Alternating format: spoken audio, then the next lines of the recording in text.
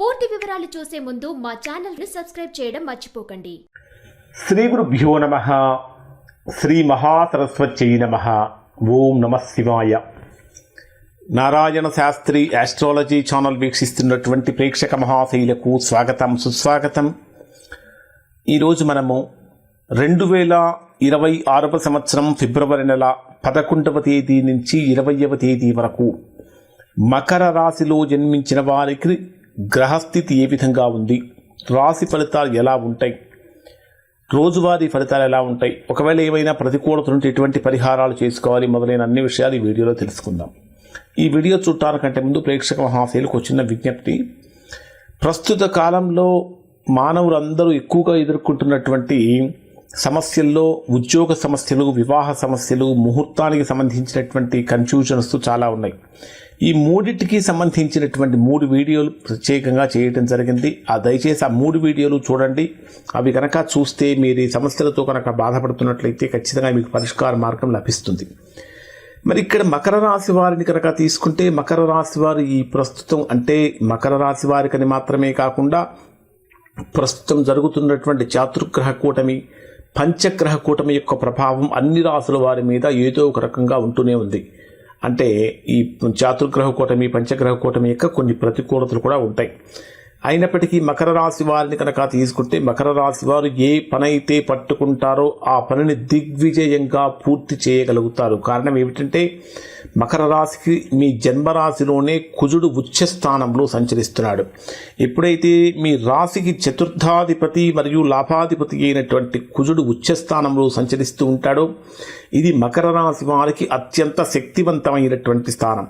కష్టపడి పనిచేసేటటువంటి వారు అద్భుతమైనటువంటి ఫలితాలు పొందుతారు. అలానే రియల్ ఎస్టేట్ రంగంలో ఉన్నవారు కానీ, నిర్మాణ రంగంలో ఉన్నవారు కానీ, ఇంజనీరింగ్, పోలీస్ డిపార్ట్మెంట్స్లో ఉన్నటువంటి వారికి బ్రహ్మాండమైనటువంటి అనుకూలతలు కలుగుతూ ఉంటాయని చెప్పాలి. చతుర్థాధిపతి అయినటువంటి కుజుడు మీ జన్మరాశిలో సంచరించేటప్పుడు గృహ నిర్మాణ, గృహ కొనుగోలుకు సంబంధించినటువంటి పనులు ఏమైనా మొదలు పెడితే అవి ఖచ్చితంగా శీఘ్రంగా ముందుకు వెళ్తాయి. అలానే మీ జన్మరాశికి అంటే 12వ తేదీ వరకు రవి కూడా మీ రాశిలోనే ఉంటాడు. రవి కూడా రాశిలోనే కనుక సంచరిస్తే లీడర్షిప్ క్వాలిటీస్ పెరుగుతూ ఉంటాయి, బ్రహ్మాండమైనటువంటి అనుకూలత కలుగుతుంది. కానీ 13వ తేదీ నుంచి రవి కూడా మీ రాశికి 2వ స్థానమైనటువంటి కుంభరాశిలోకి ప్రవేశిస్తాడు. ఆల్రెడీ కుంభరాశిలో రాహు ఉన్నాడు, అక్కడే బుధుడు, శుక్రుడు. ప్రస్తుతం మళ్ళీ వీళ్ళు రవి కూడా కనుక కలిస్తే 4 గ్రహాలు అంటే రాహుతో కలిసి 4 గ్రహాల యొక్క చాతుర్గ్రహ కూటమి ఉంది. ఇక్కడ అష్టమాధిపతి అయిన రవి మీ రాశికి 2వ స్థానంలో సంచరించేటప్పుడు జనరల్గా రవి రాహు గ్రహాల యొక్క కలయిక పితృదోషాన్ని కలిగిస్తుంది. అంటే ఎవరి వ్యక్తిగత జాతకంలో అయితే పితృదోషాలు ఉంటాయో అటువంటి వారికి ప్రస్తుతం ఈ రవి రాహు గ్రహాల యొక్క కలయిక జరిగినప్పుడు ఆ పితృదోషాలు యాక్టివేట్ అవుతూ ఉంటాయి. అలానే కానీ ఆర్థికంగా కనుక పరిశీలించినట్టయితే 2వ స్థానం అంటే ధనస్థానము, కుటుంబ స్థానము, వాక్స్థానము. కాబట్టి అష్టమాధిపతి అయినటువంటి రవి మీ రాశికి 2వ స్థానంలో సంచరించేటప్పుడు ఆర్థికంగా బలోపేతం కావడానికి అవకాశం ఏర్పడుతూ ఉంటుంది. అలానే శుక్రుడు అంటే మకర రాశికి 10వ స్థానాధిపతి అయినటువంటి శుక్రుడు కూడా 2వ స్థానంలో సంచరిస్తున్నటువంటి కారణం చేత ఉద్యోగపరమైనటువంటి అనుకూలతలు కలుగుతూ ఉంటాయి.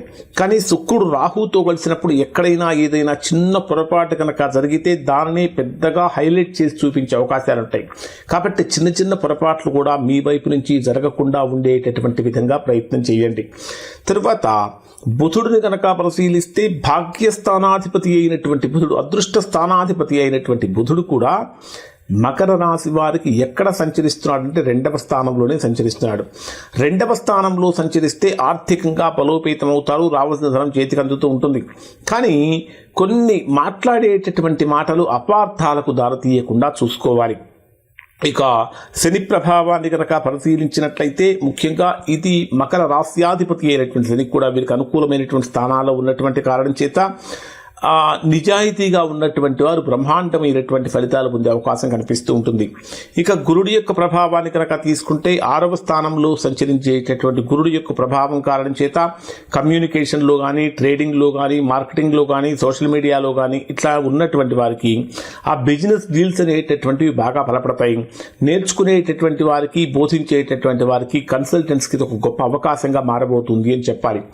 ఇక రాహుకేతు గ్రహాల యొక్క ప్రభావాన్ని కనుక పరిశీలిస్తే ఈ రెండు గ్రహాలు ప్రస్తుతం అనుకూలంగానే ఉన్నాయి అని చెప్పాలి. కారణం ఏమిటంటే టెక్నికల్గా టెక్నాలజీ పరంగా సాఫ్ట్వేర్ రంగంలో ఉన్నటువంటి వారికి, ఆర్టిఫిషియల్ ఇంటెలిజెన్స్లో ఉన్న వారికి, ఆన్లైన్ ప్లాట్ఫామ్స్లో ఉన్నటువంటి వారికి, ఇంకా డిజిటల్ మార్కెటింగ్లో ఉన్నటువంటి వారికి అనుకూలత పెరుగుతుంది.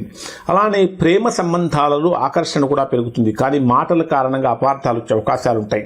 మరి డే వైజ్గా కనుక పరిశీలిస్తే మకర రాశి వారికి 11వ తేదీ ఉదయం నుంచి ఏ విధంగా ఉంటుందని కనుక తీసుకుంటే 11వ తేదీ ఉదయం నుంచి 12వ తేదీ మధ్యాహ్నం 1:41 వరకు ఉండేటటువంటి సమయం బ్రహ్మాండమైనటువంటి ఊహించని లాభాలు కలిగిస్తూ ఉంటుంది.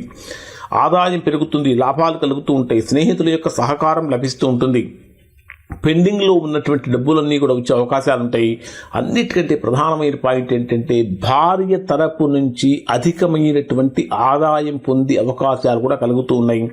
గురువారం రోజున పసుపు కనుక దానం చేసినట్లయితే తద్వారా మంచి ఫలితాలు పొందుతారు. 12వ తేదీ మధ్యాహ్నం 1:41 నుంచి 14వ తేదీ రాత్రి 12:40 వరకు ఉండేటటువంటి సమయంలో చాలా జాగ్రత్తగా ఉండాలి. మీ జీవిత భాగస్వామి యొక్క ఆరోగ్యం విషయంలో జాగ్రత్తలు పాటించాలి. అలానే కుటుంబంలో మనస్పర్ధలు రాకుండా ఉండటానికి చర్యలు తీసుకోవాలి. ఏదైనా చిన్న సమస్య పెద్దదిగా మారి మనశ్శాంతిని దూరం చేసే అవకాశాలు కూడా కనిపిస్తూ ఉన్నాయి. అలానే ఇంకా ఇక్కడ కనుక చెప్పాలంటే ఇక్కడ 14వ తేదీ రాత్రి వరకు ఉండేటటువంటి సమయాన్ని కనుక పరిశీలిస్తే రహస్య శత్రువులకు సంబంధించిన సమస్యలు వస్తూ ఉంటాయి. వ్యాపారపరమైనటువంటి చర్చలు విఫలమయ్యే అవకాశాలు ఉంటాయి. కాబట్టి ఈ విషయాల్లో జాగ్రత్తలు తీసుకోవాలి. చక్కగా శివుడికి అభిషేకం చేయించుకోవటం చాలా మంచిది. 14వ తేదీ రాత్రి నుంచి 17వ తేదీ ఉదయం 9:04 వరకు ఇది మకర రాశి వారికి లైఫ్ టర్నింగ్ ఫేజ్ అని చెప్పాలి.